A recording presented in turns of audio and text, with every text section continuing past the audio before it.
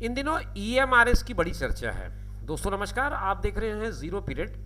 आप स्क्रीन पर एक लोगो देख रहे होंगे और उससे आपने ये समझ लिया होगा कि ईएमआरएस जब मैं कह रहा हूँ तो उसका तात्पर्य क्या है। ईएमआरएस का मतलब होता है एकलव्य मॉडल रेसिडेंशियल स्कूल्स। इसी का ये शब्द विस्तार है ईएमआरएस का। एकलव्य स्कूल जो आदर्श आवासीय स्कूल के रूप में पूरे देश में काम करते हैं, वहाँ पर कुछ रिक्रूटमेंट्स आई हैं। अमूमन साल 2 साल में वहाँ पर इस तरह की भर्तियाँ होती हैं। इस बार जो भर्तियाँ आई हैं उसमें हॉस्टल वार्डन के कुछ पोस्ट हैं, अच्छे खासे पोस्ट हैं, मगर ध्यान रहे ये जो कंपटीशन है वो नेशन वाइड है, तो पूरे देश भर से अभ्यर्थी इसमें भाग लेंगे और अपनी किस्मत आजमाएंगे। तो आइए समझते हैं आज की इस वीडियो में कि ईएमआरएस ने ऐसी क्या नोटिफिकेशन जारी की है, किस तरह के पोस्ट हैं, क्या क्वालिफिकेशंस चाहिए, क्या उसकी लास्ट डेट होगी और कैसे आप उसमें आवेदन कर पाएंगे। पूरी जानकारी आपको मिल पाएगी अगर आप इस वीडियो में बने रहते हैं। आइए शुरू करते हैं। ईएमआरएस ने लगभग 34 पेजेस का एक पूरा का पूरा ब्रोशर रिलीज किया है, जिसमें वो पूरी डिटेल्स हैं जिससे आपको इस एग्ज़ाम में अपेयर होने की या इस रिक्रूटमेंट को आप फेस करने की पूरी प्रोसीजर, साथ ही साथ इंफॉर्मेशंस पूरी इसमें मिल जाएंगी। वो अगर आप देखना चाहें तो मैं डिस्क्रिप्शन बॉक्स में उसका लिंक आपके लिए शेयर कर दूंगा, आप वहाँ से जाकर उसे डाउनलोड कर लें, डाउनलोड करके समझ लें। इसके जो मुख्य बिंदु होंगे उसको मैं इस वीडियो में आपके साथ शेयर करने जा रहा हूँ। सबसे पहला जो है इसमें चैप्टर 2 के नाम पर दिया हुआ है। इसमें आपको एग्ज़ाम डेट्स, फी डिटेल्स और एप्लीकेशन प्रोसीजर, ये 3 महत्वपूर्ण बातें समझाई गई हैं। तो ऑनलाइन एप्लीकेशन जो होगा वो 18/8 तक आप भेज पाएंगे और फीस की जो पेमेंट है वो भी ऑनलाइन मोड पर होगी। तो एक चीज़ तो आपको समझ में आ गई कि अभी आपके पास ठीक 1 महीने का समय है। अगर आप इसमें आवेदन करना चाहते हैं तो ऑनलाइन मोड में जाकर के 18 अगस्त तक आप आवेदन भेज सकते हैं। दूसरे बिंदु पर आप आएंगे तो आपको 2 पोस्ट दिख रहे होंगे, टीजीटी और हॉस्टल वार्डन। 2 तरह की वैकेंसीज अभी इन्होंने रिक्रूटमेंट के लिए डाली है और उसमें टीजीटी को अगर आप जानना चाहते हैं या आप अप्लाई करना चाहते हैं तो 1500 रुपये फ़ीस देने होंगे आपको, और अगर आप हॉस्टल वार्डन के लिए अप्लाई कर रहे हैं तो उसकी फ़ीस 1000 रुपये होगी। दोनों के फ़ीस के अमाउंट में फ़र्क है, तो जब आप आवेदन करें तो इस बात का ध्यान रखें कि आप किस पद के लिए आवेदन कर रहे हैं। Downloading of admit cards from NESTS website, तो इसके लिए आपको कोई डेट उन्होंने फिक्स बताई नहीं है। They will intimate letter. Date of examination ये भी इन्होंने अभी फिक्स नहीं किया है, ये बाद में आपको सूचित करेंगे। ड्यूरेशन ऑफ एग्जामिनेशन इनका फिक्स है 180 मिनट्स, मतलब मोटा मोटा बात कर चलूँ अगर तो 3 घंटे का ये पेपर है फॉर टीचिंग स्टाफ, और नॉन टीचिंग स्टाफ के लिए 150, मतलब अगर हॉस्टल वार्डन की बात करें तो 150 मिनट का समय होगा नॉन टीचिंग्स के लिए। Centre of examination is indicated on admit card. जब आपका प्रवेश पत्र जारी होगा तो उसमें आपके केंद्र का उल्लेख होगा, इसलिए उसके बारे में भी आपको परेशान होने की जरूरत नहीं है। Display of different sets of question paper and corresponding answer keys for inviting challenges. Exam हो जाने के बाद उसके क्वेश्चन पेपर और उसके कंसर्निंग आंसर्स, ये दोनों ये रिलीज करेंगे ताकि आप उसमें दावा आपत्ति कर सकें। उसका डेट इन्होंने नहीं दिया है, टू बी डिस्प्लेड लेटर कहा है। तो बहुत सारी चीज़ें इसमें टू बी डिस्प्लेड लेटर है, लेकिन 2 चीज़ें इसमें स्पष्ट है कि आपको 18 तारीख तक फॉर्म जमा करना है। फीस आपकी 1500 और 1000 है, और टाइमिंग आपकी 180 मिनट और 150 मिनट की होगी। आवेदन करने की प्रक्रिया को देखें तो candidate are required to apply through online only for the post as per the advertisement vacancies circular. Application form in any other mode will not be accepted. तो ये बहुत क्लियर कट है कि आपको केवल ऑनलाइन अप्लाई करना है, इसके अलावा अन्य किसी दूसरे मोड पे आप न जाएं। No fee is required to be paid by candidates belonging to SC, ST and PWBD। तो इस कैटेगरी के जो कैंडिडेट्स होंगे उनको फीस देने की ज़रूरत नहीं है।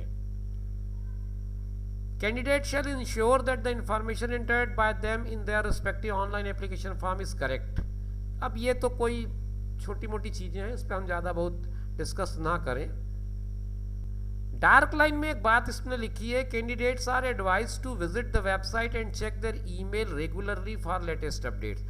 EMRS की जो वेबसाइट है वहाँ पर आप नियमित दर्शन करते रहें, उनका विजिट करते रहें, ताकि आपको इस बात की जानकारी मिलती रहे कि कोई नया इन्फॉर्मेशन आया है क्या. और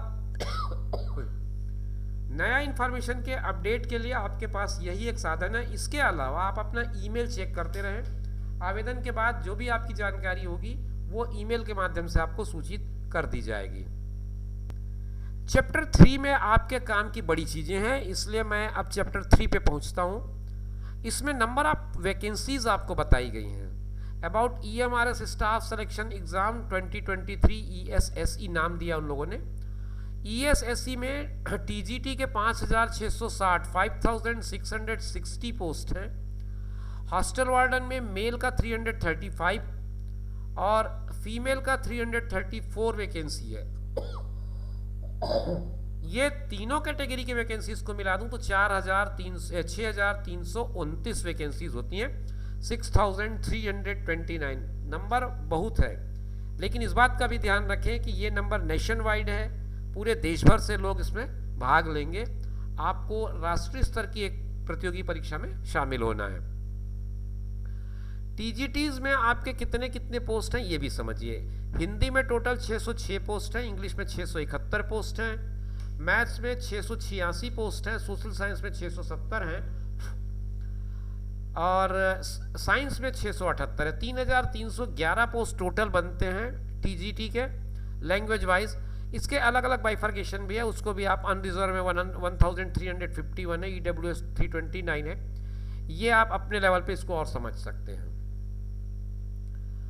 फिर थर्ड लैंग्वेज के लिए जो दिया है उसमें बंगाली में 10 है, गुजराती में 44 है, कन्नड़ा के 24 पद हैं, मलयालम के 2 हैं, मणिपुरी के 6 हैं, मराठी के 52, उड़िया के 25, तेलुगु के 102, उर्दू के 6, मिज़ो के 2, संस्कृत के 358 पोस्ट हैं और संथाली के 21. 652 कुल मिलाकर के थर्ड लैंग्वेज के टीचर्स की रिक्वायरमेंट EMRS में है.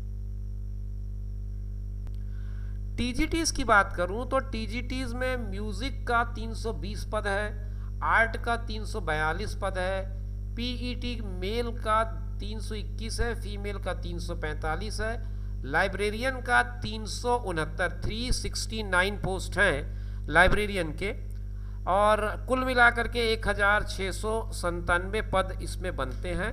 आपको अगर आवेदन करना है तो आप इसके लिए जो जो योग्यताएं होंगी उसको भी एक बार चेक कर लें, क्योंकि हर तरह के पद के लिए अपनी निर्धारित योग्यताएं होती हैं, तो उसको देख करके ही आप अपना आवेदन फॉर्म भरें.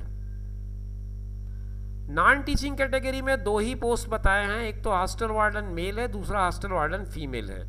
इनके नंबर्स 335 और 334 है, दोनों मिलाकर के 669 पोस्ट होते हैं. आपको इन 669 पोस्ट में कम्पीट करना है.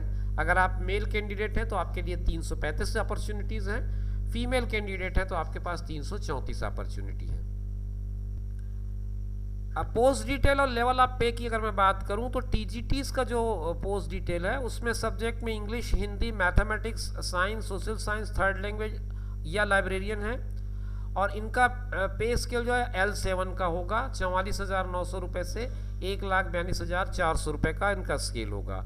अदर TGTs जो मिसलेनियस पोस्ट होंगे, जैसे म्यूजिक है, आर्ट है, PET है, मेल है, PET मेल और PET फीमेल है, वो L6 के ग्रेड में आते हैं. हॉस्टल वार्डन L5 का ग्रेड मिलता है. तो तीनों के ग्रेड में अंतर है, इस बात का भी आप ध्यान रखेंगे. सबसे महत्वपूर्ण बात मोड ऑफ एग्जामिनेशन. तो मोड ऑफ एग्जामिनेशन जो होगा OMR बेस्ड होगा, यानी कि ऑफलाइन होगा. ये बात तो क्लियर समझ में आ रही है. पेन पेपर में होगा, मतलब ये ऑफलाइन होगा, ये CBT बेस्ड नहीं होगा. Choice of medium of question या एग्जाम पेपर, इसके लिए कहते हैं medium of examination will be both Hindi and English. However in case of TGTs, miscellaneous category teachers and hostel warden, the language competency test in part 6 will be conducted in regional language opted by the candidates. Further, for the post of TGT third language, the medium of test for part 5 domain language, domain knowledge will be concern their language. अब उसके बाद exam का जो pattern है उसकी बात करें तो एग्ज़ाम 120 मार्क का होगा ऑब्जेक्टिव टाइप, और लैंग्वेज कॉम्पिटेंसी जो होगी वो 30 मार्क की होगी। ये पूरा आपको कंपोनेंट बता देता हूँ मैं टेस्ट का किस तरह से होगा। जनरल अवेयरनेस के 10 क्वेश्चन होंगे 10 नंबर के, रीजनिंग एबिलिटी के भी 10 ही होंगे 10 नंबर के, आईटी नॉलेज के लिए एक आईसीटी टेस्ट होगा आपका 10 मार्क का, टीचिंग एप्टीट्यूड का 10 मार्क का 10 क्वेश्चन होगा। फिर डोमेन नॉलेज, इसमें पार्ट 5 जो है इसमें सब्जेक्ट स्पेसिफिक सिलेबस होगा, डिफिकल्टी लेवल ग्रेजुएशन का होगा, एक्सपेरिमेंटल एक्टिविटी होगी, based pedagogy and case study questions होंगे, एनईपी पे बेस्ड क्वेश्चन होंगे, Khelo India, fit India, other similar programs, government of India, PET only. तो ये 80 नंबर का होगा और 80 क्वेश्चन होंगे। ये पूरा का पूरा 3 घंटे का होगा एक साथ, टोटल 120 क्वेश्चन 120 नंबर। लैंग्वेज कॉम्पिटेंसी टेस्ट जो होगा वो आप इस पूरे डिटेल पढ़ सकते हैं, 30 नंबर का 30 मिनट का 30 क्वेश्चन का 30 नंबर का पेपर होगा ये। हॉस्टल वार्डन का जो पेपर है उसका प्रारूप थोड़ा अलग दिख रहा है मुझे। 120 मार्क का पेपर होगा। फर्स्ट पार्ट जीएस का होगा 10 नंबर का 10 क्वेश्चन, फिर रीजनिंग का होगा 20 मार्क का 20 क्वेश्चन, फिर आईटी नॉलेज के लिए 20 मार्क के 20 क्वेश्चन, फिर knowledge of POCSO and other children safety related acts का होगा 10 मार्क का 10 क्वेश्चन, एडमिनिस्ट्रेटिव एप्टीट्यूड का 30 मार्क का 30 क्वेश्चन, लैंग्वेज कॉम्पिटेंसी 30 मार्क का 30 क्वेश्चन, 120 क्वेश्चन 120 मार्क के 2 घंटे का समय मिलेगा। मार्किंग स्कीम की बात करूं तो एक क्वेश्चन में 1 नंबर मिलेगा, लेकिन अगर आपका उत्तर गलत हुआ तो 1/4 यानी कि 0.25 मार्क्स आपके काट लिए जाएंगे इसमें से। तो माइनस मार्किंग का प्रोविज़न है, इस बात को ध्यान रखें। और OMR पे ही आपको देना है, करेक्ट चॉइस है तो उसका 1 मार्क पूरा मिलेगा। अगर वो चॉइस रॉन्ग हो गई तो आपके 0.25 यानी कि 1/4 नंबर आपके कट जाएंगे, माइनस हो जाएंगे। चैप्टर 4 में जब आप इसके पहुंचेंगे तो आपको एलिजिबिलिटी क्राइटेरिया और क्वालिफिकेशन के बारे में बात करता है। सबसे पहले बात करें TGT English Hindi 3rd language mathematics science social science science की। एज लिमिट 35 साल की बताई गई है और SC ST OBC other category के लिए up to 55 years for EMRS apply. Essential qualification 4 years integrated degree course, या तो आपका 4 इयर्स इंटीग्रेटेड डिग्री कोर्स हो या फिर NCERT या NCTE के द्वारा जो और दूसरे हैं मापदंड उनसे आपने B.Ed किया हुआ हो, बैचलर डिग्री हो कंसर्न सब्जेक्ट में, और 3 साल या 2 साल का जो डिग्री कोर्स होता है वो आपके पास होना चाहिए रिकग्नाइज्ड यूनिवर्सिटी का। पोस्ट वाइज इलेक्टिव सब्जेक्ट का कॉम्बिनेशन होता है, ये आप पूरा विस्तार से जब आप ब्रोशर डाउनलोड करेंगे तो उस पर समझ पाएंगे, क्योंकि काफ़ी विस्तार से इसमें आपको जाना पड़ेगा। समय बहुत ज़्यादा लग जाएगा वीडियो में अगर मैं एक पॉइंट वाइज एनालिसिस करूँ इसका, तो मैं इसको थोड़ा स्किप कर रहा हूँ। आप इसे डाउनलोड करके पूरा डिटेल समझ लें, आपके सब्जेक्ट के हिसाब से क्या कॉम्बिनेशन आपको ज़रूरी होगा। आगे बढ़ें इसमें TGT के बाद, तो TGT म्यूज़िक का है, इसमें बैचलर डिग्री मांग रहा है म्यूज़िक में रिकग्नाइज्ड यूनिवर्सिटी से। इसी तरह से TGT आर्ट्स की बात करें तो उसमें आपको डिग्री इन फाइन आर्ट्स या क्राफ्ट रिकग्नाइज्ड यूनिवर्सिटी 5th, और उसके बाद B.Ed degree in fine arts from recognised college of education.